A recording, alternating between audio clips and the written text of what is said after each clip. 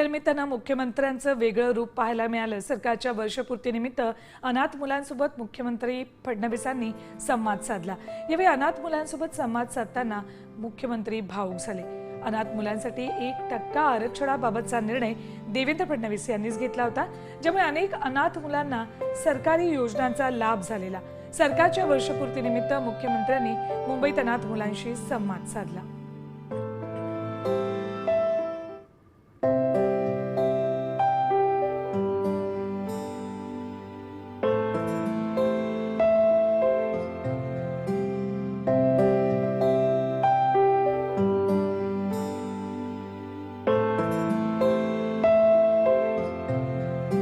अनाथ म्हटलं की संघर्ष हा आलाच।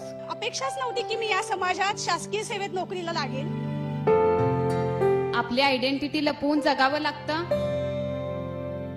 आरक्षण पास केलं त्यावेळेस मला असं वाटलं की माझ्याकडे मोठं शस्त्र आलंय। आरक्षण म्हणजे माझे शस्त्र आहे, आपल्या सर्वांचं शस्त्र आहे। कोणताही अनाथ असो तो महत्वाकांक्षी असतो आणि त्याच प्रवाहातून आज मी वर आली आहे। दिशादर्शक असा दीपस्तंभ आम्हाला हवा होता आणि अनाथ आरक्षणाचा निर्णय आमच्यासाठी सर दीपस्तंभ ठरला।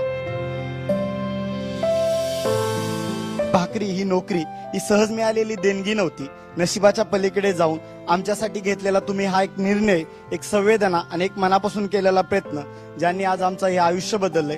आणि हे सगळं सर तुमच्यामुळे, त्यासाठी मनपूर्वक धन्यवाद।